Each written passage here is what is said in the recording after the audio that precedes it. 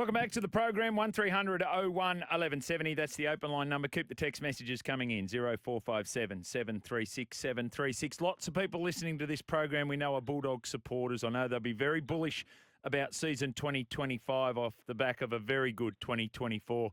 The highly impressive young head coach of the Bulldogs in his third season at NRL level is Cameron Ciraldo, and I'm happy to say that Cameron is on the line. G'day, Cameron. How's things? Good, Jimmy. Good. Thanks for having us. I'm very excited about starting the season tomorrow. Yeah, absolutely, and really appreciate your time today. Hey, focus of the off-season, given the way things played out last year at the back end and probably exceeded some people's expectations, maybe not internally, but how do you go about your off-season, and what has been a focus for the Bulldogs this time around? Yeah, definitely. We really happy and proud of the way we performed to get to the finals last year, and then also the way we performed in that day against Manly. I thought we played some really good footy, but at the end of the day, our habits just weren't good enough, and we just didn't have enough reps in the bank yet. So, really big focus on getting more reps over the pre-season and everyone becoming more accustomed with the systems that we run and really driving that value of excellence in everything we do. But while that's been a big focus for us to get better this year, we also reminded of what made us a good team last year, and that was working really hard and being connected, and we need to start there tomorrow. The last three games last year, you mentioned the semi-final, and that was a heartbreaking tight loss to Manly. The round 26 disappointing loss at home to Manly, then a heavy defeat to the Cowboys, and then that loss. What do you take? I know you had that great success, and there was a chance for the top four finish, but what do you take out of those last three games around what is required from the Bulldogs to get better in 2025? Yeah, well, I think round 26 and 27, we probably had our worst performances of the year. I thought we were the most consistent team probably all season up until that point. And then, we had 2 weeks. We'd been on the road for 5 weeks, going Brisbane, North Queensland, New Zealand, Bundaberg and somewhere else, I think. But we came back home and we'd done really well on the road. Had won a few games in a row, and we probably stopped doing what made us a good team, and that was working hard for each other and, being really connected, and probably went away from that and learned some big lessons before the finals. But as I said, in that finals game, I thought we went back to the team that we were throughout the season and performed really well. But, at the end of the day, our habits just weren't good enough. And, it's been a real motivating factor for the boys throughout what's been a really hard pre-season for them. Habits weren't that good enough. That's the second time you've mentioned that. Explain what you mean by that, Cam, and how do you go about instilling new habits for players for a new season? Well, if you think about that last 20 minutes of the finals game, we dropped made some fundamental errors, that just weren't us, and just took some shortcuts on some last play stuff that ended up, allowing Manly to and some of their star players to put on some really good plays and take their opportunities. So, that's really driven what we've wanted to do, and making sure that, under pressure and fatigue, that everyone's doing their job. We're really driven the skill all pre-season to make sure we're limiting those fundamental errors.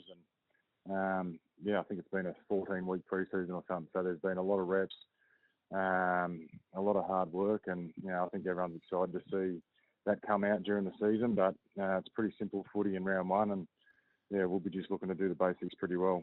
Cameron, I had the opportunity a number of years ago to sit down with Craig Bellamy, and he was talking about his time over with the New York Fire Department. And the guy at the fire department asked him, what's the difference between an amateur and a professional? And he said, I'm not really sure. One gets paid. He said, no. He said, an amateur does it until he gets it right, and a professional does it until he never gets it wrong. It feels like it's working towards the professionalism is what you're telling us about the Bulldogs in their pre-season.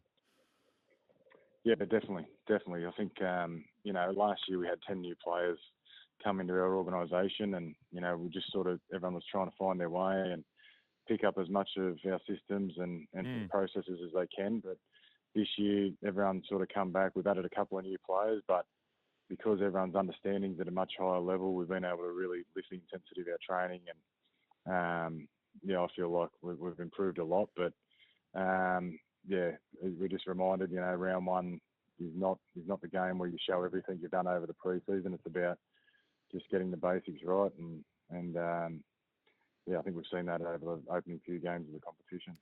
Cam, you almost pioneered the small forward revolution that gripped the league last year. I'm looking at your bench for this week, and and again, it's probably a surprise to some people with the style of player that you've got there. Tell us about that, how that came about. Was it through necessity? Do you see a trend in the game that's moved that way? It feels that other teams are now copying that. Well, it was definitely partly necessity. Obviously, the players we had there, they were the guys that took their opportunity, but it's definitely around what we believe in. We believe in fit players and that work ethic that the Bulldogs are renowned for. And, that's at the end of the day, I don't care how big or small you are. If you're willing to work hard and work with your teammates, then there's an opportunity at the Bulldogs, and that's what those guys did last year. And we did have some smaller forwards. Bailey Haywood went from halfback to lock, and Kurt Mann's obviously transitioned from the halves over lock to lock over the last few years. And guys like Kurt Moran and Harry Hayes, really came through and took their opportunity. And at the end of the day, when you're playing in the middle, you've got to win your contests, and those guys were doing that. And again, whether you're big or small, if you're doing your job, then you can be part of the team. You mentioned the games that we've seen already. We've only seen 3 in 2025. Is there anything that you've seen that might point towards a trend? Is there something that stood out for the best performed teams for you for these first 3 games of 2025? Oh no, I think it's a high intensity game, just like it has been. Since the 2020 rule changes, when the 6 again restarts came in, Melbourne and Penrith have dominated. Since those rule changes, and they've built their games on hard work and competing and ball in play, and I think everyone's probably chasing those 2 teams in that regard. So I haven't seen anything different over the first couple of games, and I don't expect to see too much difference over the next few games. So that's what we're prepared for. We're prepared for and grinding games, and hopefully we can get one of them tomorrow. In 2023, you were the 17th team for defence with an average of 32 points per game. Come the end of last year, you were the second best defensive side at 18 points. That's an extraordinary turnaround in 1 year. Do you see further improvement in that, Cam? Does that come with just a focus on defence, or is there more to it than that? Yeah, I think, I definitely think there's improvement. I probably walked away from every game last year thinking there was one try each game that we shouldn't have given up, which always disappoints me. But the turnaround was built on that connection and working hard for each other, and that was a really pleasing part of it. And the amount of hard work they put in over the pre-season, I really expect us to improve in that area. But I also think our attack will help our defence, and hopefully the combinations we've been building and guys playing together for a bit longer will be able to help us do more with the footy, and in turn that hopefully will help our defence. Mitchell Woods has been a guy that's been talked about for a number of years now. He's a highly exciting prospect in the number 7 jersey, albeit very young. I think he's got an injury at the moment. Do we have an idea of when Mitch would be back, and do you see him playing NRL at some stage this season? Oh, look, it's hard to say whether he'll play NRL this season. He did have a hamstring injury over Christmas, and we've taken a really cautious approach to that. But I think, we've seen it as a blessing in disguise. He's just finished school, Mitch, so he's only a young guy.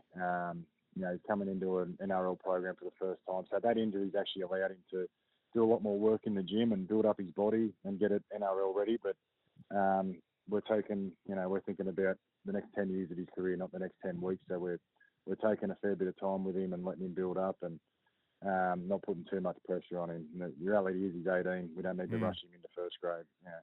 Whenever he's done the reps and he's ready, I'm sure he'll earn his opportunity at some stage. But right now it's just about him learning what it takes to be an NRL player, and he's doing a fantastic job. He's a lovely kid and loves footy. Cameron, you strike me as the type of guy who would take great delight. In fact, one of the great benefits of being a coach is watching young men, in this instance, achieving their dream. Unfortunately for Carl Oluwapu, who is highly talented, in many ways that decision has been taken away from him, and the Bulldogs have decided to move on from Carl. Can you take us behind the situation with that and the conversations you've had with Carl around how challenging it was for him, how challenging it was for you, knowing that you believe you're doing the right thing for the person, but it's disappointing for the player. Yeah, it's a tough one, Carl. I don't want to go too much in depth with it because this is his sort of private life. But one of the greatest things as a coach is to tell a young guy that he's debuting, and I'll never forget that opportunity I had to tell Carl when he was debuting, and he did so well and showed that he had such promise as a Bulldog player in the future, and we were really excited about that. The really unfortunate thing is we found out about this injury with his neck, and took a really cautious approach and got him surgery and things like that. And the medical advice, I suppose, that the club got, thought it was too big of a risk for him to play again. But I understand Carl wants to keep exploring that avenue, and I certainly wish him all the best. He's a lovely person, a lovely kid from a lovely family, and I just hope he does really well in the future. But unfortunately at the moment he's not playing footy, and we just hope he's happy. Dragons tomorrow, sold out Net Strata, going to be absolutely huge to start the season. What are you anticipating from the Red V? Just a really strong performance. They were really good in the trials. I thought their new recruits especially made a massive difference. I think Clint Gutherson, I think you can see the impact that he had on their team just with his competitiveness and the experience of Damien Cook through the middle. So, I expect they'll be much improved. They played some really good footy last year, and they're really dangerous. So, we're going to have to be on our game defensively. But, I just think Gutherson, has added such a competitiveness to their team, and, we're going to have to really work hard in that area that we don't get out-competed. Who's the competitor at the Bulldogs? You mentioned Gutherson there, but who's the one at the Bulldogs that's driving those standards, Cam? All of them. Right. I don't know. No one in particular. Yeah. No one in particular. I just love how they're all competing, to be honest. And that's the whole thing that the players drove last year, that they wanted to compete for each other. And we're really happy with where that's at. I don't want to single out one person because I think they're all doing it together.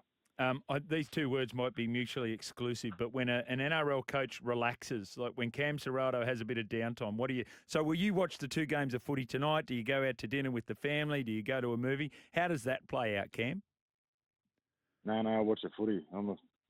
Deep down, I'm a footy fanatic and get excited about that. I probably when I was playing, I was watching too much footy and, spending too much nervous energy, but, I'll be chilling out tonight, watching the footy, enjoying it, and then sort of getting our heads around tomorrow when that comes. I know the Bulldogs fans are excited for this year, and I can sense that you are as well. Cam, great to have you on the program. Really appreciate that. All the very best for tomorrow and indeed for season 2025. Thanks, Jimmy. See you soon. Thanks for watching. For more great content, subscribe to SEN League, your home of the greatest game of all.